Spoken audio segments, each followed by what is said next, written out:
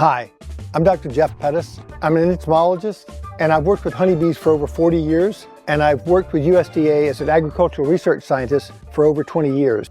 Hi, this is Carlos Perea with Apavera, and here with Dr. Jeff Pettis, and wanted to get some of your insights. We've talked a little bit about what's happening at a global scale with honeybees and natural pollinators, but let's dig in a little bit more into what's going on with the managed beekeepers' hives. It seems like Varroa is still very much an issue, but that's not the only issue. Can you kind of give us a sense of what you think's going on with these high losses? Well, way back, way back in the CCD days, which is mirroring kind of what we're seeing now, although the symptoms are not the same. We coined a term called the 4 Ps: poor nutrition. If bees aren't very well fed, they just have trouble with everything. Poor nutrition, pesticide exposure, pests and pathogens, of which pests and pathogens were separated, and Varroa was the number one pest that was involved. But we have these pathogens that people hardly ever talk about. That would be viruses and some of the bacterial and fungal diseases that are within the hive, and we can get to those in a few minutes. But yeah, there's all these things. They don't act alone. They tend to, you get a little bit of poor nutrition, the bees can't do as well in defending against pesticide exposure or even Varroa mites. There are actually scientific studies that show bees that are well fed. They had nutritionally stressed bees and bees that are well fed. The well fed bees aren't as affected by Varroa, aren't as affected by pesticide exposure, things like that. So it really starts with nutrition. Nutrition is vital. So bees are kind of like people then. There's an immune system and overall health, and then we get exposure to these different issues. The one piece that I kind of learned late, I guess, as I started understanding beekeepers' challenges is the perception, I guess, from the novice or the outsider is that the Varroa itself is what's killing the bee. But that's not quite accurate, is it? No. So when we first got Varroa, you would see colonies with, I won't use the numbers, but high levels of Varroa, and the colony was still doing pretty well. It wasn't until we got more and more viruses introduced or prevalent, and the Varroa virus complex, basically deformed wing virus and other viruses, really devastate the colony. So it's really not the Varroa acting alone. It's the Varroa acting with these other pathogens, and viruses being the main pathogen. So the Varroa kind of weakens the overall bee or the colony, and then these pathogens or diseases kind of come in, and then that's compounded with whatever's going on with nutrition and whatever going on with environmental issues. So talk a little bit about what are some of the assuming we have a Varroa level of some type and it's compromising the colony health. What are the things that are likely to kind of wipe out the bees from there? You mean how does the Varroa affect the colony, or Varroa and the virus? Yeah, kind of walk us through. So you've got a healthy colony, little to no Varroa. How does Varroa come into a colony, and then what happens after that when you see the downward spiral?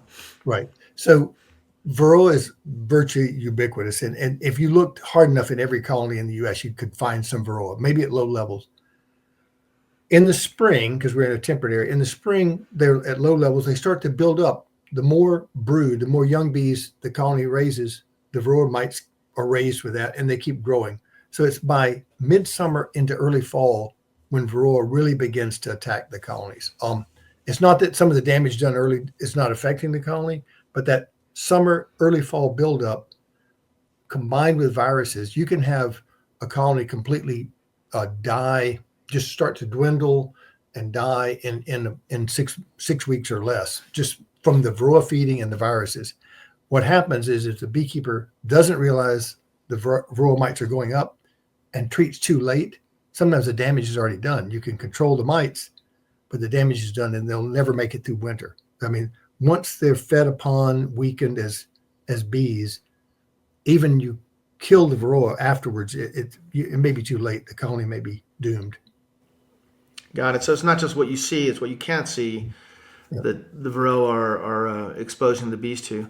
So talk about what are some of the, given these are pathogens that sometimes are not visible to the naked eye, and I realize Varroa are semi-naked, are semi-visible to the naked eye. I guess under a scope pretty easy, and without a scope somewhat easy to the trained eye, I guess. Yeah. But talk about some of the ones that are kind of, I guess, the invisible threats. What are the more common ones?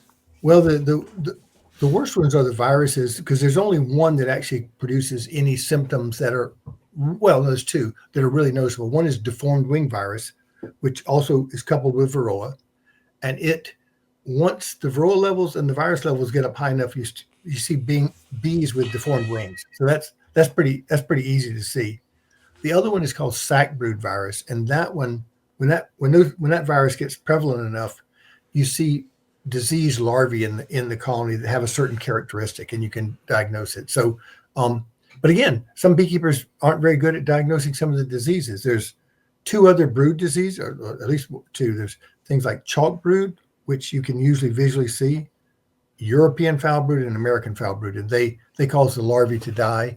So there are a number of pathogens that are almost always present in the hive, but it's not until the hive gets a little bit weak or a little bit malnourished that these things take over. And so it's hard to predict. You need well-fed colonies, you need healthy colonies, and you're never going to eliminate all the pathogens, but as long as you can keep the bees kind of robust, they can fight them off. So it sounds. I mean, it might be an overly simplistic kind of metaphor, but it almost sounds like the bar stool, right? Where you have four legs, and if they're all kind of in check and even, things are okay. But if one of them is off, so you might have some level of Varroa. And to your point, virtually all hives in the U.S. and everywhere at this point seem to have some level of Varroa exposure. But if they're in control, and your diseases and pathogens are in control, and your food and your nutrition is good, everything's pretty level. But one of those goes out of balance, either Varroa goes up, or your pathogens take over, or your bees aren't well nourished, then you really have a problem. It sounds like that's kind of the way to think of this. Is that a...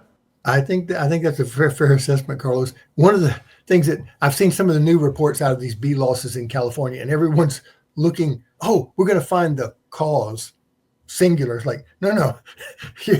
I know Cornell University is doing a good job at looking at pesticides, and other people are looking at the pathogens. They're going to find that there's a whole mixture. There's a whole bag out there. If you keep your Varroa under control, then your viruses shouldn't be a problem. Mm-hmm. If you're malnourished, then the pesticide exposure is going to be worse, or the pathogens may take off. So there's all these interactions, and you're right. You need to keep all of them, not to a minimum, but to a sustainable level within a beehive. You can't ignore one of those four bar stools. Yep. Yeah. So sometimes, we've seen this certainly, in recent health issues with humans. The pandemic kind of comes to mind with COVID.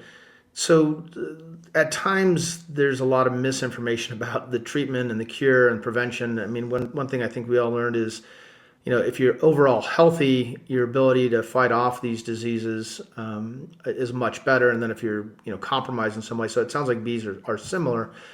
Talk about, though, the treatments, and are any of these treatments proving to be more or less effective, or maybe how do you treat your hives? How would you start there? Yeah. So, well, I'm going to jump back to my USDA days and give you a real quick thing. We've had 3 synthetic miticides, and all 3 of them worked well for a while. The first one was fluvalinate. It lasted 10 years. The mites became resistant. Then we had Coumafox, which is, I'm sorry to say, is a horrible compound. It's really toxic and everything else, even toxic to bees. But it worked for about 3 years. The mites became resistant. We've been using Amitraz, which is the current one, for over 20 years. And there's something about it. We've never developed resistance until just recently.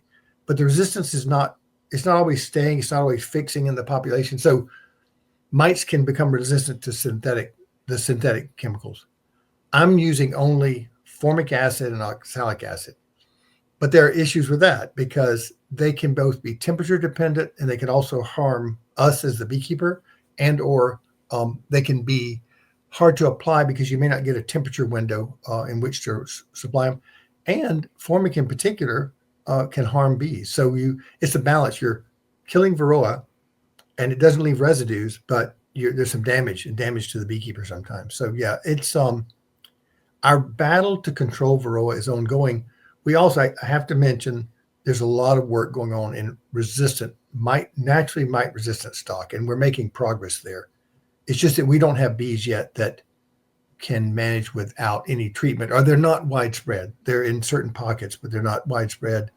They often don't perform as well as some other commercial bees as well. So yeah, there's issues with that. Yeah, so I think one idea would be to dive deeper into this issue of Varroa after all these years, still being one of the number one or top stressors, I guess, if not the number one stressor. So we'll save that for a future episode. But I guess one last thing I wanted to come back to in terms of overall health of the hive. It sounds like there's certain treatments you have at various times, whether you're in honey supers or whether you're repopulating a hive that may have died, a colony with used equipment. Could you talk about the trade-offs there with when you treat with what seasonally or so some of these the miticides that are synthetic, they come in usually in a strip form.